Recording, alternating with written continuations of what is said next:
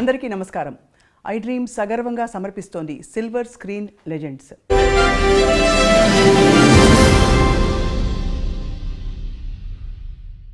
నలభై 45 సంవత్సరాల తన సినీ ప్రయాణంలో పాడిన పాటలు సంఖ్యాపరంగా తక్కువైనా కూడా ఆణిముత్యాల లాంటి పాటలు పాడారు. అన్ని బాణీలని స్పృశించారు. లాలు దర్వాజా లస్కర్ బోనాల్ పండగ, హుషారైన పాట, జోలా జోలమ్మ జోలా, చలాకీ పాట, మాటే మంత్రము, మంచి రొమాంటిక్ మెలడీ, పిబరే రామరసం, భక్తిరస ప్రధానమైన శాస్త్రీయ బాణి, వేదం అణువణువున నాదం, ఎంతో క్లిష్టమైన శాస్త్రీయ బాణిలో ఉండే పాట. ఇవన్నీ పాడింది మనందరికీ సుపరిచిత గాయని శ్రీమతి ఎస్పి శైలజ. అంతేకాదు, తన మాటే మంత్రం అనుకున్నాం కదా, డబ్బింగ్ ఆర్టిస్ట్గా ఎందరికో తన గాత్రదానాన్ని చేసి చక్కగా చక్కటి పాత్రల్ని పండించారు. అంతేకాకుండా గృహిణిగా, గొప్ప అన్నకి చక్కనైన చెల్లిగా తన ప్రయాణాన్ని కొనసాగిస్తూ తన జీవితంలో చూసిన అనుభవాలు, పాడిన పాటలు, మధుర స్మృతుల్ని తలుచుకునే ప్రయత్నం ఇవాల్టి సిల్వర్ స్క్రీన్ లెజెండ్ శ్రీమతి ఎస్పి శైలజ గారితో. ఇవాల్టి మన సిల్వర్ స్క్రీన్ లెజెండ్ శ్రీమతి ఎస్పి శైలజ గారితో మాట్లాడబోతున్నాం. శైలజ గారు నమస్కారం. స్వప్న గారు ఎలా ఉన్నారు? బాగున్నాం, మిమ్మల్ని చూసి ఇంకా బాగున్నాం, ఆనందంగా. 45 సంవత్సరాలు కెరియర్ అని మా షో టీం మాట్లాడుతుంటే తెలుసుకున్నాం అనమాట. కానీ మీ గొంతుకి మాత్రం 25 ఏళ్ళు, ఇంకా తక్కువ.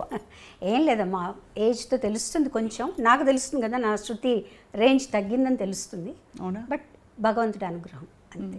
ఈ మధ్య ఏం పాటలు పాడారు? సినిమాల్లో ఎక్కువ సినిమాల్లో అసలు పాడట్లేదనే చెప్పాలి. బట్ ప్రైవేట్ ఆల్బమ్స్ వాటిలో పాడుతున్నాను. అన్నమాచార్య కీర్తనలు అవి ఈ మధ్యనే పాడడం జరిగింది. కొన్నిటికి ఏదో ఒకటి, ఇటు డివోషనల్ కానీ లేకపోతే ప్రోగ్రామ్స్ కానీ అలా పాడుతూనే ఉన్నాను. ఎస్పి శైలజ గారి పాటలంటే లిస్ట్ ఆఫ్ టాప్ 30 సాంగ్స్, అవి ఎప్పటికీ గుర్తుండిపోయే మంచి మంచి పాటలు పాడారు మీరు. Thank you. సో అంటే అవి యాదృచ్ఛికమా అలాంటి పాటలు మీకు రావడం, మీరు పాడాక వాటికి ఆ బరువు వచ్చిందని? అట్లా ఏం లేదు మా, నిజంగానే యాదృచ్ఛికం అనే చెప్పాలి. ఎందుకంటే నేను ఫీల్డ్లోకి రావడమే యాదృచ్ఛికం. నేను అసలు ఒక సింగర్ని అవుతానని, కానీ ఇంట్లో కూడా పెద్ద ఎక్స్పెక్టేషన్స్ ఎవరికీ లేవు. బట్ మా మదర్కి మటుకు ఉండేదన్నమాట. అంటే మిగతా సిస్టర్స్ అందరూ మ్యూజిక్ నేర్చుకున్నారు ఇంట్లో. అవును. సో అమ్మకి ఏంటంటే ఒక్క పిల్లైనా ఒక్క పాట పాడితే బాగుండే సినిమాలో అని. బట్ నాన్నగారేమో కొంచెం స్ట్రిక్ట్గా ఉండేవారు. ఆడపిల్లలు పెద్దక్కలందరూ నేర్చుకున్నారు మ్యూజిక్. అంటే పాడకూడదా, సినిమాల్లో పాడకూడదా? అంటే స్టేజ్ మీద పాడటం కానీ అవన్నీ లేదు. కావాలంటే ఏదైనా కీర్తనలో పాడుకోండి, ఇంట్లో పాడుకోండి, ఏదైనా ఆరాధనోత్సవాలు జరుగుతాయి, త్యాగరాజ స్వామి, అక్కడ పాడుకోండి, అంతే. ఆ లెవెల్లో ఆలోచించేవారు నాన్నగారు. అమ్మకేంటంటే అన్నయ్య పాడుతున్నారు కదా ఆల్రెడీ, ఒక్క అమ్మాయి ఒక్క పాట పాడితే చాలు నాకు అని ఆవిడ ఆశ. సో నా దగ్గరకు వచ్చేటప్పటికి ఏమైందంటే కొంచెం సడలింపు వచ్చింది. అంటే స్కూల్ ద్వారా వచ్చింది. స్కూల్లో కాంపిటీషన్స్లో పాడటం, ప్రైజులు రావటం. అవును. సో అమ్మ అది బాగా ఎంకరేజ్ చేసేవారు. అంటే కాంపిటీషన్స్ వరకు నాన్న ఒప్పుకునేవారు, కానీ ప్రోగ్రామ్స్కి వెళ్ళటం, స్టేజ్ మీద పాడటం ఒప్పుకునేవారు కాదు. నాన్నగారికి తెలియకుండా పంపించేవారు అమ్మ. నేను కూడా అది పెద్ద సీరియస్గా తీసుకోలేదు. ఏదో పాడుతున్నాను తెలుసు, పాటలు నేర్చుకోవడం ఇష్టం. పెద్ద మనకి వెసులుబాటు కూడా ఉండేది కాదు. అంటే టేప్ రికార్డర్స్ అలా కాకుండా నేను రేడియోలో వినడం, అక్కయ్య దాన్ని నాకు చెప్పడం, రాసుకోవటం, అట్లా నేర్చుకున్నాను నేను. ఎలాంటి పాటలు అప్పుడు నేర్చుకునేవి? అప్పుడు ఎక్కువగా సుశీల్ గారి పాటలే అసలు. రేపల్లె వేచను, రాధకు నీ వేర ప్రాణం, ఇవన్నీ అనమాట. నీ దయరాధ, పూజలో సాంగ్స్ అన్నీ సుశీల్ గారి పాటలు, అందరి పాటలు నేర్చుకునేదాన్ని. ఒక పెద్ద చేంజ్ ఏంటంటే అప్పుడు యాదోంకి బారాత్ రిలీజ్ అయింది. ఆ పాటలు అసలు ఎక్కడికో తీసుకెళ్ళిపోయాయి. ఇలా కూడా చేంజ్గా ఉంటుంది పాటలు. అంతే తప్పించి నేను సినిమాల్లో పాడాలి అనే ఉద్దేశం అయితే నాకు లేదు. అంటే అనుకున్నా మహా అయితే ఒక పాట పాడతానేమో, అంతే. చదువు మీద, కాంపిటీషన్స్ మీద, వీటి మీదే జాస్ ఉండేదన్నమాట. తర్వాత స్పోర్ట్స్లో ఉండేదాన్ని నేను. నేను ఖోఖోలో స్టేట్ సెలెక్ట్ అయ్యానమాట. సో వాటి మీద ఇంట్రెస్ట్ ఉండేది. అవి ఎప్పుడు ఆంక్షలు లేవా ఆడపిల్లలు స్పోర్ట్స్ ఆడడం ఏంటి? అది కూడా అంటే మాది ఆడపిల్లల స్కూలే కదండి. ఓన్లీ అబ్బాయిలతో ఏం లేదు, అమ్మాయిలతోనే, ఆడపిల్లల స్కూల్స్తోనే కాంపిటీషన్స్ ఉండేవి. అందుకని నాన్నగారు దానికి ఏమనేవారు కాదు. సెలెక్షన్స్ అప్పుడు మటుకు కొంచెం భయపడ్డారు. ఏలూరులో సెలెక్షన్స్ అయింది, స్టేట్ సెలెక్షన్స్. అప్పుడు ఎలా పంపించాలి అని టీచర్లు అందరూ వచ్చి, పర్వాలేదు మేము తీసుకెళ్తామని చెప్పి జాగ్రత్తగా తీసుకెళ్లారు. మా కజిన్స్ ఉన్నారు ఏలూరులో, అక్కడే ఉండాలి అని అన్నీ చెప్పి మొత్తానికి సెలెక్ట్ అయ్యాను నేను. ఆంధ్రా నుంచి నేను ఒక్కదాన్ని స్టేట్ సెలెక్షన్లో నెల్లూరు డిస్ట్రిక్ట్ నుంచి నేను సెలెక్ట్ అయ్యాను అనమాట. అబ్బాబ్బా అంత ఖోఖో. ఖోఖోకి. సరే అప్పుడు యాక్చువల్గా ఇంకా నేను నేషనల్ సెలెక్షన్కి వెళ్ళాలి. సో అదే టైంకి నాకు ఫస్ట్ పాట పాడే ఛాన్స్ వచ్చింది. ఆట కాదు పాట దీంట్లోకి వచ్చాను అనమాట. అట్లా జరిగింది. అది కూడా నేను ఒక్క పాట పాడతానే అనుకున్నా. మళ్ళీ వెనక్కి వచ్చేస్తాను, 9th స్టాండర్డ్ ఫినిష్ చేయాలి, 10th చదవాలి, చదువుకోవాలి అనే ధ్యాస, ఆటల మీద ధ్యాస ఎక్కువ ఉండేది. అలా వచ్చిన దాన్ని ఇక్కడ స్థిరపడిపోయాను. అప్పట్లో మీరు పాడుతున్నప్పుడు అన్నయ్య మీ పాట విని ఎలా స్పందించేవారు? కరెక్ట్ చేసేవారా? నాన్నగారు కరెక్ట్ చేసేవారా మీ పాటని? గమకం ఇలా వనాలమ్మా, లేకపోతే ఇది ఇంకా ఈ శృతిలో ఇలా పాడాలని చెప్పి? కానీ నాన్నగారు పెద్దగా ఏ కరెక్షన్ అంటే అంతగా వినేవారు కాదు. అప్పట్లో ఏదన్నా వస్తే రేడియోలో రావటం, లేదంటే మేము రికార్డ్ చేసుకొని చెన్నై నుంచి నెల్లూరు వెళ్ళి నాన్నగారికి వినిపించడం మేము వెళ్ళినప్పుడు అలాగే జరిగేది అనమాట. సో అన్నయ్య మటుకు చెప్పేవారు. నేను పాడిన వేరే పాటలు కూడా విని ఎక్కువగా నాకు నా మీద సుశీల్ గారి ఇన్ఫ్లుయెన్స్ ఉండేది విపరీతంగా. ఆ స్పష్టత తెలుస్తుంది పలుకులో, చాలా ఉండేదన్నమాట. సో ఎప్పుడు నన్ను హెచ్చరిస్తూ ఉండేవారు అన్నయ్య, నువ్వు సుశీల్ గారి లాగా పాడావంటే మటుకు ఉండలేవు ఇండస్ట్రీలో. ఎందుకంటే ఆవిడ ఉన్నారు, ఆవిడ పాటలు పాడడానికి ఆవిడ పాటే నువ్వు పాడితే నువ్వెందుకు ఆవిడే ఉన్నారు కదా అని చెప్పేవారు. మొత్తానికి ఏమైందంటే తమిళ్లో పాడేటప్పటికి నా ఒరిజినల్ వాయిస్ నాకు తెలిసింది. వేరే ఏలియన్ లాంగ్వేజ్ అప్పటి వరకు నాకు తెలియదు. తమిళ్లో ఎలా పాడాలి, నా ఒరిజినాలిటీ బయటకు వచ్చిందనమాట. సో అప్పుడు లక్కీగా ఏంటంటే ఈ జానపదం టైప్ సాంగ్స్ మనం రావటం వల్ల ఆ ఛాయలు కొంచెం తగ్గాయి. అయినా కంప్లీట్గా పోయాయని నేను చెప్పను. ఆవిడ ఇన్ఫ్లుయెన్స్ నా జన్మాంతరం నా మీద ఉంటుంది. సో అది మటుకు చెప్పేవారు. తర్వాత ఎక్స్ప్రెషన్స్ ఇవ్వాలని చెప్పేవారు.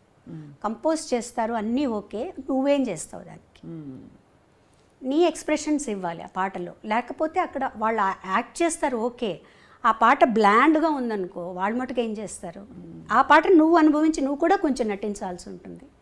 ఈ రకంగా చెప్పి, లేకపోతే మొట్టమొదటి పాటలు వింటే చాలా స్ట్రెయిట్గా బ్లాండ్గా ఉంటాయి పాటలన్నీ. కానీ అప్పట్లో అంత ఇన్సిస్టెన్స్ కూడా తక్కువ ఉండేది కదా. అంటే మనకి ఉదాహరణకి లీల గారి పాటలు, తర్వాత సుశీలమ్మ, జానకమ్మ ఆ జనరేషన్లో కొంచెం ఎక్స్ప్రెషన్ ఎక్కువ వచ్చింది. కానీ అంతకుముందు ఇలాంటి ఎక్స్ప్రెషన్ అయితే లేదు, వేరే విధంగా. ఎందుకంటే అది డ్రామాల నుంచి వచ్చారు కదండి, స్టేజ్ నుంచి వచ్చారు. అవును, వాల్యూమ్ ఎక్కువ. అవును, వాల్యూమ్ మీదే ఉండేది పాట అంతా. వాళ్ళకి భావం మీద తక్కువ. ఒక రకంగా భావం మనకి ఆ భావం రావాలి అంటే ఘంటసాల గారు, జానకి గారి దగ్గర నుంచే వచ్చింది ఆ భావాన్ని తీసుకొచ్చి. సుశీల్ గారి వాయిస్కి భావం అక్కర్లేదు అసలు. ఆవిడ గొంతుకు అలాగే ఏ భావమైనా పలికేస్తుంది అనమాట. సో వాటి నుంచి నెమ్మదిగా దాటుకుంటూ ఎలా దాటుకోవాలి, మైక్ సెన్స్, మైక్ వాయిస్ని ఎంతలా ఉపయోగించుకోవాలి, మైక్ ముందు ఎలా పాడాలి, స్టేజ్లో మైక్ ముందు ఎలా పాడాలి, ఇవన్నీ వీళ్ళందరినీ చూసి నేర్చుకున్నాను. మీరు పాడే టైంకి కూడా ట్రాక్ సిస్టమ్ ఉండిందా, లేక కొంత నేను లైవ్ రికార్డింగ్స్? లేదండి, ట్రాక్ లేదు, లైవ్. అంటే సింగిల్ టేక్ ఆర్టిస్టులు అందరూ కలిసి వాయించడం అంతే. మళ్ళీ ఒక తప్పు చేస్తే అందరూ వాయించాలి. చాలా కష్టం. కష్టం అంటే అది ఆ స్కూల్ అలవాటు అయిపోయిన తర్వాత మిగతా చాలా ఈజీ అనిపిస్తాయి. ట్రాక్ పాడడం ఈజీ అనిపిస్తుంది. ఎందుకంటే అక్కడ చాలా జాగ్రత్తగా ఒక 30 పీస్ ఆర్కెస్ట్రా ఉందనుకోండి, పక్కన కో ఆర్టిస్ట్ ఇంకో చోటుకి వెళ్ళాలనుకోండి, ఇవన్నీ దగ్గర పెట్టుకోవాలి మనం. సో ఆ స్ట్రెస్ కూడా ఉంటుంది. అమ్మో నేను తప్పు చేస్తే అంత ఆగిపోతుంది, అన్నీ మొదటి నుంచి మొదలు పెట్టాలి అని చెప్పి చాలా జాగ్రత్తగా. బట్ మీరు బాగా గమనిస్తే వాటికి ఉండే ఏమంటారు ఆ క్లారిటీ, ఆ పాటల్లో ఉండే క్లారిటీ మీకు ట్రాక్ సిస్టమ్స్ అవన్నీ వచ్చేసాక అంత క్లారిటీ లేదు చూడండి. అవును, అది డెఫినెట్గా ఉంటుంది. తర్వాత పోటీ ఉంటుంది, పాడాలి, ఇంకా ఇంప్రూవ్ చేయాలి. పక్క వాళ్ళు ఏం పాడుతున్నారు, వాళ్ళు ఎలాంటి ఎక్స్ప్రెషన్స్ ఇస్తున్నారు, మనం ఎలాంటివి ఇవ్వాలి అనే పోటీ. మీరు వసంత గారు కలిసి పాడారు కదా అప్పుడు పాట, ఫస్ట్ సాంగ్ అదే. ఫస్ట్ సాంగ్ మీరు కలిసి, యాక్చువల్లీ మీరు హైదరాబాద్ వస్తే మళ్ళీ మిమ్మల్ని తిరిగి కాంపిటీషన్కి వచ్చాను హైదరాబాద్కి, all India some singers competition. మన చిత్తరంజన్ గారే దానికి జడ్జిగా వచ్చారు. ఆ రోజు పాడేసి లక్కీగా నేను వసంత ఇద్దరం పాడేసి ట్రైన్ ఎక్కాము.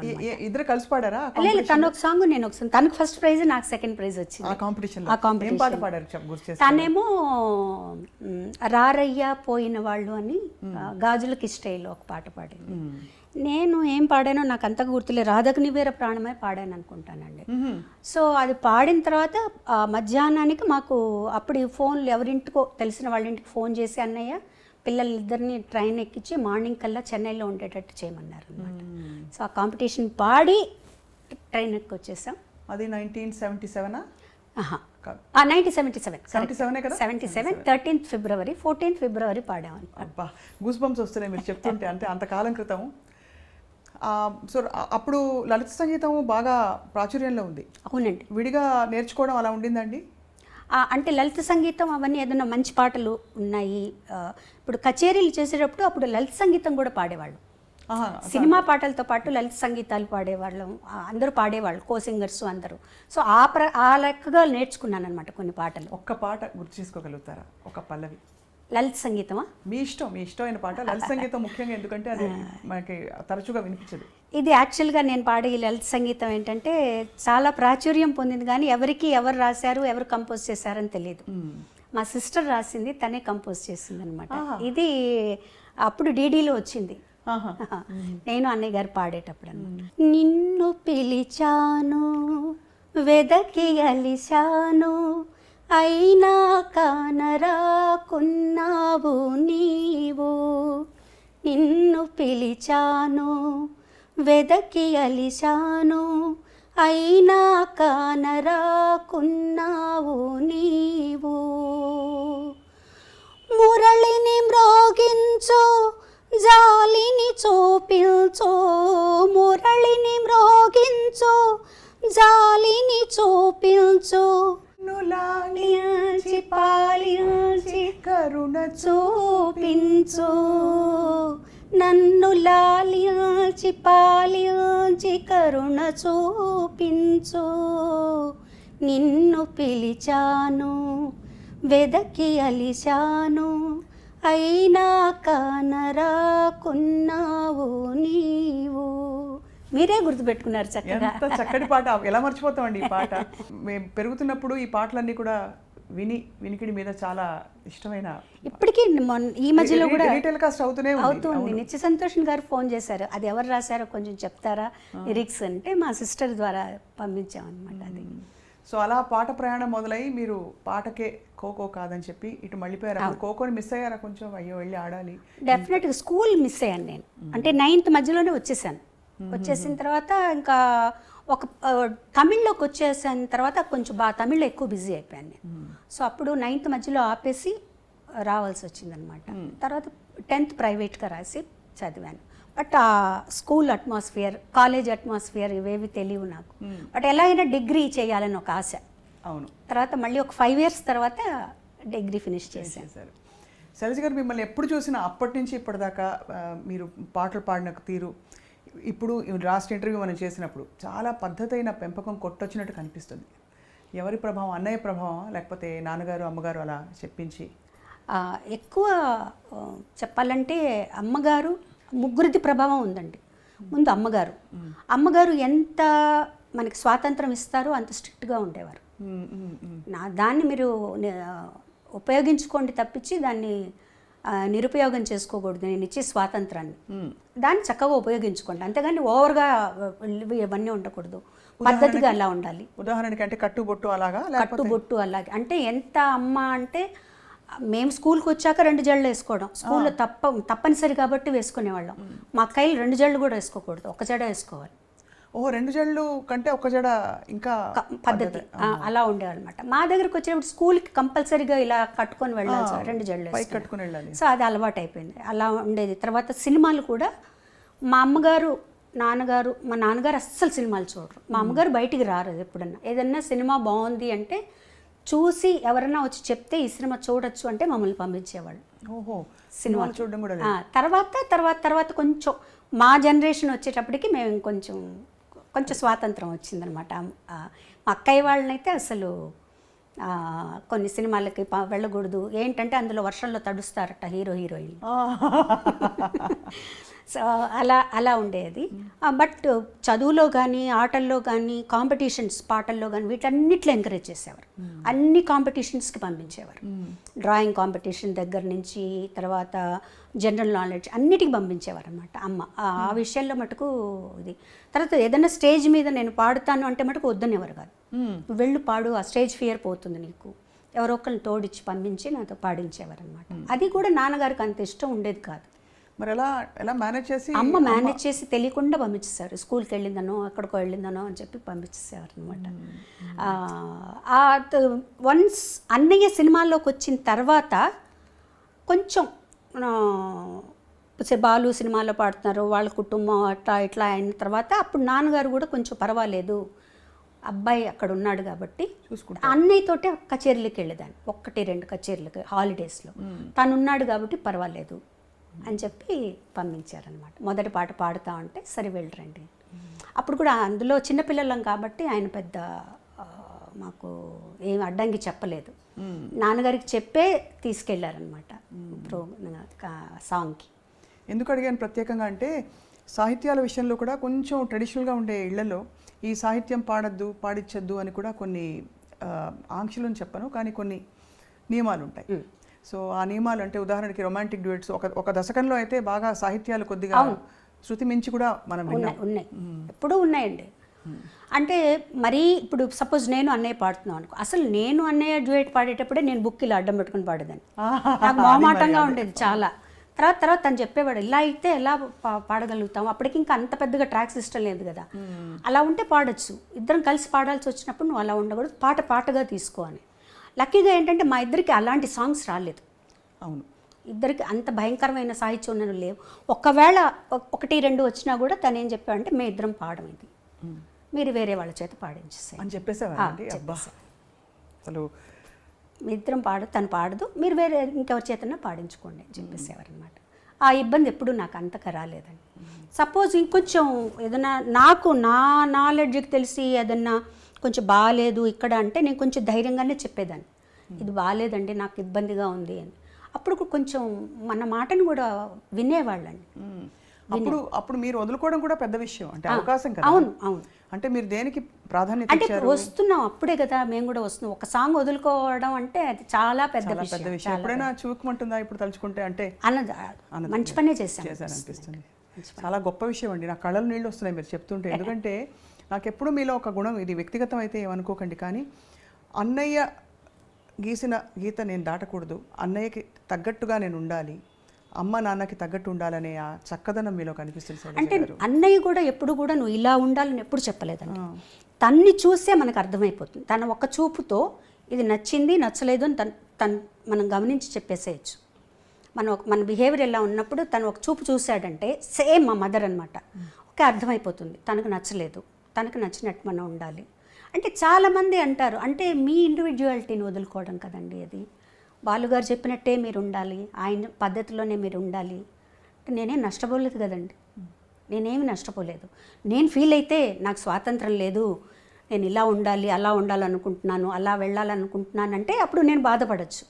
నాకేమాత్రం లేదు, ఓకే. నేను ఎందుకంటే తను ఎంత కష్టపడుతున్నాడో, తను ఎంత పద్ధతిగా ఉన్నాడో, అందరితో ఎలా మెలుగుతున్నాడో అవన్నీ తన్ని ఇక్కడికి వచ్చాక, చెన్నై వచ్చాక నాకు అర్థమైంది. పెద్ద ఫ్యామిలీ మాది, ఆ ఫ్యామిలీని అంతా తనే పోషిస్తున్నారు.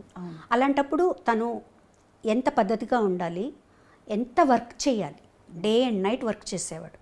తను పిల్లలతో స్పెండ్ చేయలేదని అదని ఇదన్నీ అన్నా కూడా ఇంత ఫ్యామిలీ గడవాలి అంటే తను పిల్లలతో స్పెండ్ చేస్తే అవ్వదు. నేను ఆ ఫీల్డ్లోకి వచ్చిన తర్వాత ఇవన్నీ నాకు అర్థమయ్యాయి మోర్ దెన్. ఎందుకంటే మిగతా వాళ్ళందరికంటే కూడా నేను తనతో ఎక్కువ స్పెండ్ చేశాను. సో నాకు అప్పుడు అర్థమైంది తను నలుగురితో ఎలా ఉంటారు, ఏమన్నా ఏ ప్రాబ్లమ్స్ ఉన్నా అవి ఇంటి దగ్గర. వన్స్ స్టూడియోకి వచ్చేసాక అసలు కంప్లీట్గా బాలసుబ్రహ్మణ్యం ఆ పాటకు చేంజ్ అయిపోతాడు అంతే. సో ఇవన్నీ కూడా ప్రొఫెషనల్గా మనం ఇలా ఉండాలి, ఈ పద్ధతిలో ఉండాలి. మనలో అనవసరంగా ఒక మాట మనం మాట్లాడకూడదు, మన గురించి ఇంకొకళ్ళు మాట్లాడకూడదు అంతే.